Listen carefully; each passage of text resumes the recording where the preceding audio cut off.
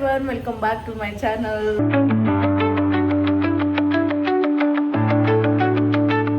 ಎಲ್ಲರೂ ಹೇಗಿದ್ರ, ಎಲ್ಲರೂ ಸಖತ್ತಾಗಿದ್ರ ಅಂತ ಅನ್ಕೋತಾ ಇದ್ದೀನಿ. ಇವತ್ತು ಯುಗಾದಿ ಹಬ್ಬ, ನಮ್ಮ ಹೊಸ ವರ್ಷ. January 1st ನ್ಯೂ ಇಯರ್ ಅಂತ ಹೇಳ್ತಾರೆ, ಬಟ್ ನಮಗೆ ಹೊಸ ವರ್ಷ ಅನ್ನೋದು ಯುಗಾದಿ ಹಬ್ಬದ ದಿನಾನೇ. ಸೊ ಈ ಒಂದು ಯುಗಾದಿ ಹಬ್ಬನ ಫಸ್ಟ್ ಟೈಮ್ ನಾವು ಬೆಂಗಳೂರಲ್ಲಿ ಮಾಡ್ಕೊಳ್ತಾ ಇದ್ದೀವಿ ವಿತ್ ಫ್ಯಾಮಿಲಿ. ಆ್ಯಕ್ಚುಲಿ ನಾವು ಬೆಂಗಳೂರಲ್ಲಿ ಒಂದು 2-3 ಸರಿ ಮಾಡ್ಕೊಂಡಿದ್ದೀನಿ ಯುಗಾದಿ, ಬಟ್ ಒಬ್ಬಳೇ ಇರ್ತಾಯಿದ್ದೆ, ಇಲ್ಲ ತಮ್ಮನ ಜೊತೆ ಇರ್ತಾಯಿದ್ದೆ. ಈ ಸತಿ ನಾನು, ನಮ್ಮ ಮಮ್ಮಿ, ನಮ್ಮ ತಮ್ಮ ಎಲ್ಲರೂ ಬೆಂಗಳೂರಲ್ಲೇ ಇರೋದು.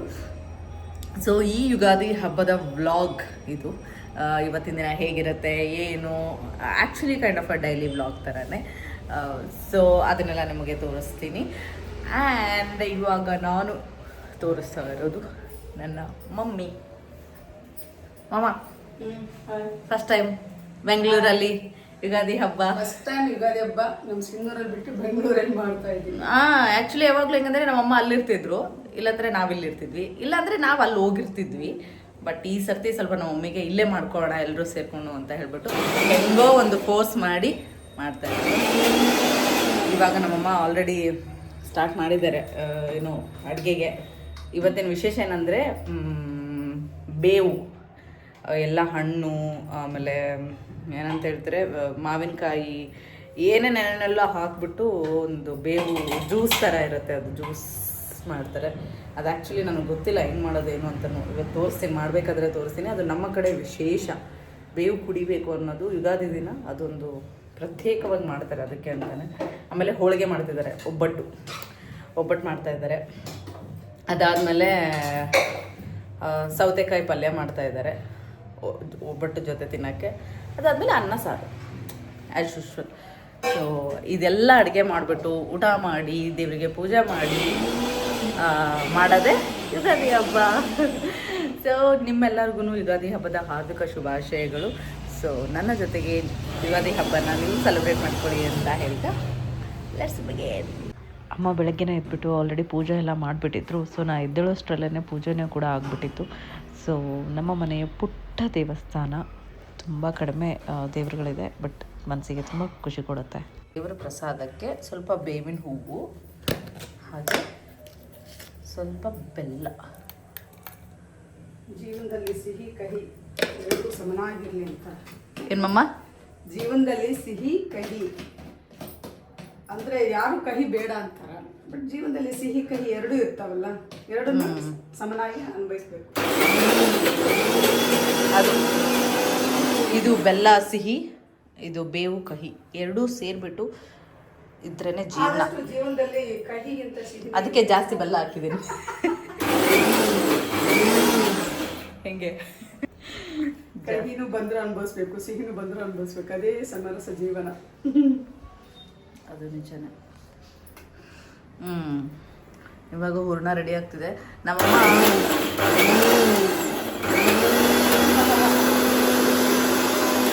ಮಿಕ್ಸಿ ಬಟನ್ ಹೋಗಿರೋದ್ರಿಂದ ಡೈರೆಕ್ಟಾಗಿ ಬಟನ್ ಯೂಸ್ ಮಾಡ್ತೀನಿ.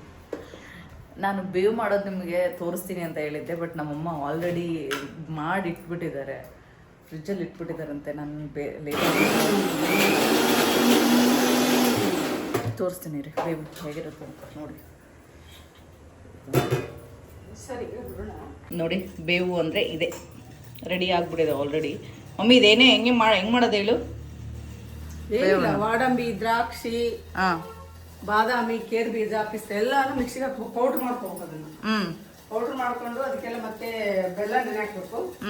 ಬೆಲ್ಲ, ಆಮೇಲೆ ಪುಟಾಣಿ ಹಿಟ್ಟು, ಆಮೇಲೆ ಮಾವಿನಕಾಯಿ ತುರಿಬೇಕು, ಬಾಳೆಹಣ್ಣು, ಕರ್ಬೂಜ ಹಣ್ಣು, ದ್ರಾಕ್ಷಿ ಹಣ್ಣು ಎಲ್ಲವನ್ನ ನೀಟಾಗಿ ಸಣ್ಣಾಗಿ ಕಟ್ ಮಾಡಿ ಅದರಲ್ಲಿ ಹಾಕ್ಬಿಟ್ಟು ಹುಣಸೆ ಹಣ್ಣು ಹಿಂಡ್ಬೇಕು.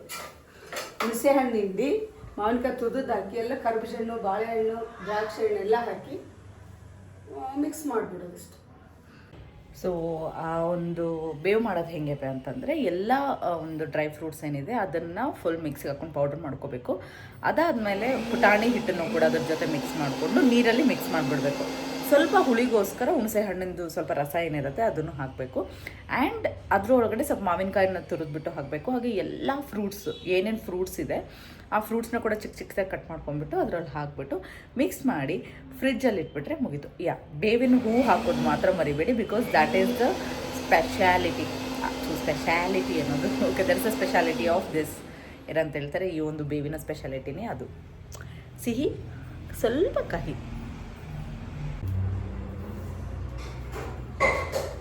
ಇವಾಗ ದೇವರಿಗೆ ಎಡೆ ಹಿಡಿದ್ಬಿಡೋಣ, ಕಾಣಿಸ್ತಾ ಇಲ್ಲ. ಸೊ ಇದರಲ್ಲಿ ಬೇವು ಮತ್ತು ಬೆಲ್ಲ ಮತ್ತು ಇದಿರೋದು ದೇವರಿಗೆ ಎಡೆ ಹಿಡಿದು. ಮಮ್ಮಿ ಉದ್ದಿ ಕಡೆ ಹಚ್ಚಿ ಇದು ಮಾಡ್ಲಾ? ಓಕೆ.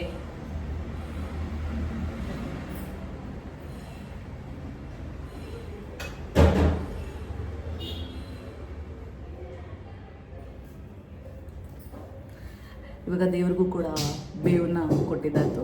ದೇವ್ರು ಕುಡಿದ್ಮೇಲೆ ಇವಾಗ ನಮ್ಮದು ನಾವು ಕುಡಿಯೋಣ ಬನ್ನಿ. ಎಷ್ಟು ಚಲ್ತಿ ಮಮ್ಮ, ಸಾಕಾ? ನಂಗೆ ಸಾಕು. ಬೇವು ಕುಡಿಯುವ ಸಮಯ.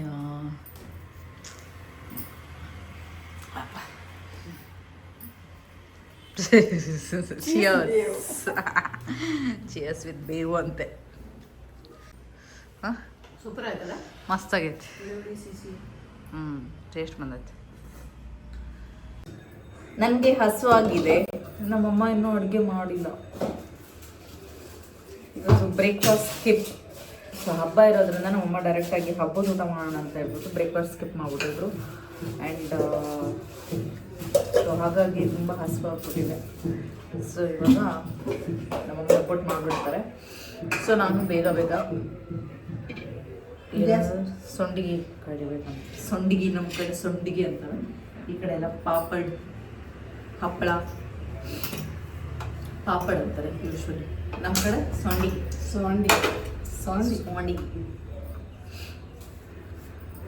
ನಮ್ಮ ಕಡೆ ಭಾಷೆ ನಿಮ್ಮ ಕಡೆ ಭಾಷೆ ತುಂಬ ಚೇಂಜ್. ಬೆಂಗಳೂರು ಕಡೆ ನಮ್ಮ ಕಡೆ ಹೋಳಿಗೆ ಅಂತಾರೆ, ಇಲ್ಲಿ ಒಬ್ಬಟ್ಟು ಅಂತಾರೆ. ಆಮೇಲೆ ನಮ್ಮ ಕಡೆ ಇಲ್ಲಿ ಸಾಂಬಾರು ಅಂತಾರೆ, ನಮ್ಮ ಕಡೆ ಸಾರು ಅಂತಾರೆ. ನಮ್ಮ ಕಡೆ ಸಾರು ಅಂತಾರೆ. ಆಮೇಲೆ ಮತ್ತೇನೇನು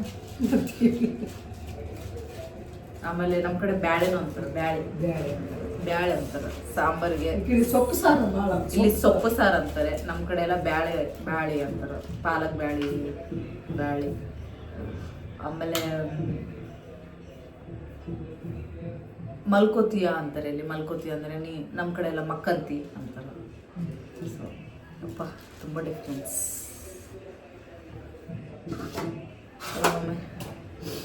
ಬಟ್ ನನಗೆ ನಮ್ಮ ಕಡೆ ಭಾಷೆನೇ ಇಷ್ಟ. ನಂಗೆ ಆಟೋಮೆಟಿಕ್ಕಾಗಿ ಬಂದ್ಬಿಡುತ್ತೆ ನಮ್ಮ ಕಡೆ ಭಾಷೆ. ನಮ್ಮವ್ರ ಜೊತೆ ಮಾತಾಡ್ತಿರ್ಬೇಕಾದ್ರಂತೂ ಆಟೋಮ್ಯಾಟಿಕ್ ನಮ್ದು ಬರುತ್ತೆ. ನಮ್ಮ ಆಫೀಸ್ನಾಗೆಲ್ಲ ಯಾರ ಜೊತೆ ಜಗಳಾಗತ್ತೀವಿ ಅಂತ ಕೇಳ್ತಾರೆ. ನಾರ್ಮಲಾಗಿ ಮಾತಾಡ್ತಾ ಇದ್ರೇ ಯಾರ ಜೊತೆ ಜಗಳಾಗತ್ತೀವಿ ಅಂತ. ದಟ್ಸ್ ದ ಟ್ಯಾಲೆಂಟ್ ಉತ್ತರ ಕರ್ನಾಟಕ ಭಾಷೆ. ನಮಗೆ ಎದ್ರಾಗ ಕರಿಬೇಕು ಸೊಂಡಿಗೆ. ಇದಕ್ಕೇನಂತಾರೆ ಇದಕ್ಕೇನೋ ಅಂತಾರ, ಏನಂತ ಮೆಣಸಿನ್ಕಾಯಿ. ನಾವು ಉಪ್ಪು ಮೆಣಸಿನ್ಕಾಯಿ ಅಂತಾರೆ, ನಾವು ಉಪ್ಪು ಮೆಣಸಿನ್ಕಾಯಿ ಅಂತೀವಿ. ಈ ಕಡೆ ಉಪ್ಪುಗಾಯಿ ಎಲ್ಲ ಅಲ್ಲ, ನಮ್ಮ ಕಡೆ ಉಪ್ಪುಗಾಯಿ, ಮಜ್ಜಿಗೆ ಮೆಣಸಿನ್ಕಾಯಿ ಸಮಥಿಂಗ್ ಏನೋ ಬೇರೆ ಅಂತಾರೆ. ಕೆಲವರು ಮಜ್ಜಿಗೆ ಮೆಣಸಿನ್ಕಾಯಿ, ಇವರು ಮಧುನವ್ರ ಕಡೆ ಮಜ್ಜಿಗೆ ಮೆಣಸಿನ್ಕಾಯಿ. ಇವಾಗ ಇದು ಇಷ್ಟು ಹಪ್ಪಳ ಮತ್ತೆ ಅಲ್ಲಿ ಸೊಂಡಿಗೆ ಪ್ಯಾಕೆಟ್ ಐತೆ, ಉಪ್ಪುಗಾಯಿ ಕರೆದು ಬಿಡೋಣ. ಆಮೇಲೆ ಅಮ್ಮ ಹೋಳಿಗೆ ಆಲ್ರೆಡಿ ರೆಡಿ ಮಾಡ್ಕೊಂಡಿದ್ದಾರೆ. ಒಬ್ಬಟ್ಟು ಇದು ದೇವ್ರಿಗೆ ಅನ್ಸುತ್ತೆ ನನಗೆ ಸಣ್ಣವಿದಾವೆ, ನೋಡಿದ್ರೆ ಗೊತ್ತಾಗ್ತದೆ. ದೇವರು ಸಣ್ಣ ಉಂಟ ಒಂದು ರೂಮಲ್ಲಿ. ಎಷ್ಟು ಜಿಪ್ಪಣತನ ನೋಡ್ಸ ದೇವ್ರಿಗೆ ಅಂದರೆ ಸಣ್ಣ ಪುರಾಣ ಹೇಳಕತ್ತಿದ್ದ, ದೇವರಿಗೆ ಸಣ್ಣ ಹೋಳಿಗೆ ಅಂತ, ನಮಗಾದ್ರೆ ದೊಡ್ಡ ಹೋಳಿಗೆ ಅಂತ. ಜಿಪ್ಪುಣತನ ಇದ್ರಾಗೂ ಜಿಪ್ಪುಣತನ ಅಲ್ಲ, ಇದನ್ನ ಊಟ ಮಾಡೋದು ನಾವೇ ಅಲ್ಲ. ಆಮೇಲೆ ಸುಮ್ಮನೆ ಹೆಂಗೆ ಮುಂದಿಟ್ಟುಬಿಟ್ಟು ತಿನ್ನೋದು ನಾವೇ ತಿನ್ನೋದು. ಅದಕ್ಕೋಸ್ಕರ ಪಾಪ ಅಲ್ಲಿ ಇಡೋದೇ ಆದ್ರೆ ಅದು ಹೆಂಗಂದ್ರೆ ಬಾಯಿಯವ್ರಿಗೆ ಹಿಂಗೆ ತೊಗೊಂಡು ನಾವು ತಿನ್ನಂಗಿರುತ್ತೆ. ಬಟ್ ವಾಟ್ ಇಫ್ ಏನು ಒಂದು ವೇಳೆ ಇಟ್ಟಿರ್ತೀವಿ ಅಂದ್ಕೊಳ್ಳಿ, ಒಂದು 2 ತಾಸಲ್ಲಿ ಆ ಹೋಳಿಗೆ ಇರೋಲ್ಲ ಅಲ್ಲಿ. ಹೆಂಗೆ ಆಗ್ಬೇಡ ಮನಸ್ಸಲ್ಲಿ. ನಮ್ಮನೇಲೆಲ್ಲ ನಂಬಲ್ಲ, ದೇವ್ರು ಬಂದು ತಿಂದೋಗಿರೋದ್ರೆ ದೇವ್ರ ಹಿಡಿಯೋಗಿ ನಂಬಲ್ಲ. ಯಾರೋ ತಿಂದ್ಬಿಟ್ಟಾರ ಕದ್ದು ಅಂತ ಅನ್ಕೊಂತಾರೆ ಹೊರತು ದೇವರೇ ತಿಂದೋಗ್ಯಾನ ಅಂತಂದ್ರೆ ನಾನಂತೂ ದಿನ ಇಡಕ್ಕೆ ಸ್ಟಾರ್ಟ್ ಮಾಡ್ಬಿಡ್ತೀನಿ. ಒಂದು ವೇಳೆ ದೇವರೇ ಬಂದು ತಿಂದೋದ್ರೆ ಅಂತ ದಿನ ಇಡಕ್ಕೆ ಸ್ಟಾರ್ಟ್ ಮಾಡ್ಬಿಡ್ತೀನಿ. ಓಕೆ ಇಡು, ತಿನ್ನು. ಓಕೆ, ಸೊಂಡಿಗೆ ಕಲ್ಬಿಟ್ಟು ಮತ್ತೆ ಬರ್ತೀನಿ. ಬಾಯ್. ನಮ್ಮ ಹಬ್ಬದ ಊಟ ರೈಸ್ ರೆಡಿ,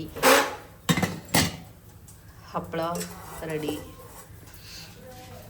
ಪಲ್ಯ ಸೌತೆಕಾಯಿ ಪಲ್ಯ ರೆಡಿ, ಆಮೇಲೆ ಸಾರು ಹೋಳಿಗೆ ಸಾರು ರೆಡಿ. ನಾನು ಆ್ಯಕ್ಚುಲಿ ಮಿರ್ಚಿ ಮಾಡಬೇಕು ಅಂದ್ಕೊಂಡಿದ್ದೆ, ಇವ್ರು ಮಾಡಿಕೊಡಲ್ಲ. ಮಿರ್ಚಿ ಅಂತ ಮಾಡಿಕೊಡಲ್ಲ, ನಾನು ತಿಂತೀನಿ. ಮಿರ್ಚಿ ಮಿರ್ಚಿ ಮಿರ್ಚಿ. ಇದು ತುಪ್ಪ, ಮನೆಯಿಂದ ಮಾಡಿರೋ ತುಪ್ಪ.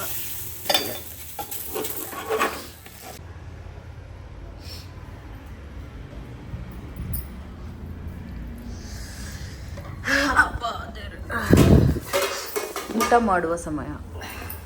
ನಮ್ಗೆ ಹಸುವಾಗ್ಬಿಟ್ಟಿತ್ತು ಫುಲ್. ಅಯ್ಯ ಅದು ಬಂದು ಉಂಟಾನ ಪಾಪ ಎಲ್ಲ ಅದು ಮಾತ್ರ ಹಸುವಾಯ್ತು.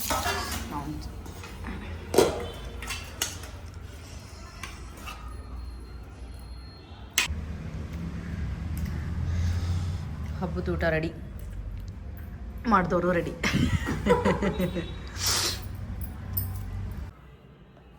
ನಾನು ಇವಾಗ ಸೀರೆ ಉಟ್ಕೊಂಡಿದ್ದೀನಿ. ಸೊ ನಮ್ಮಮ್ಮ ಹಂಗೋ ಹಿಂಗೋ ಫೋರ್ಸ್ ಮಾಡಿ ಸೀರೆ ಉಟ್ಕೋ, ಹೊರಗಡೆ ಹೋಗೋಣ, ದೇವಸ್ಥಾನಕ್ಕೆ ಹೋಗೋಣ ಅಂತ ಸೀರೆ ಉಡಿಸಿದ್ರು. ನಿನ್ನೆ ಎಲ್ಲ ಮೀಟಿಂಗು ಅದು ಇದು ಅಂತ ಹೇಳಿಬಿಟ್ಟು ಸ್ವಲ್ಪ ಟಯರ್ಡ್ ಆಗಿದ್ದೆ. ಅಷ್ಟು ಸೀರೆ ಉಟ್ಕೊಂಡು ರೆಡಿ ಆಗೋ ಜೋಶ್ ಇರಲಿಲ್ಲ. ಬಟ್ ನಮ್ಮಮ್ಮ ಬಿಡಲಿಲ್ಲ ನನಗೆ. ಸೊ ಹಾಗಾಗಿ ಈ ಸೀರೆ ಉಟ್ಕೊಂಡಿದ್ದೀನಿ. ಈಗ ನಮ್ಮಮ್ಮ ಹೆಂಗೆ ಕಾಣಿಸ್ತಿದ್ದಾರೆ ತೋರಿಸ್ತೀನಿ ರೀ. ಬಾ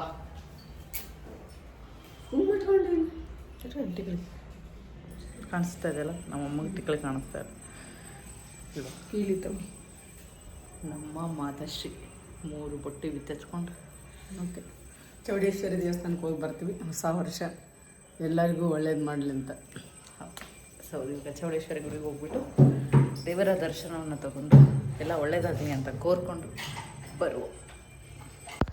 ಮನೆ ಹತ್ತಿರದಲ್ಲಿ ಚೌಡೇಶ್ವರಿ ದೇವಸ್ಥಾನ ಇದೆ. ಅದು ನಮ್ಮ ಅಮ್ಮಂಗೆ ತುಂಬ ಇಷ್ಟವಾದ ದೇವಸ್ಥಾನ.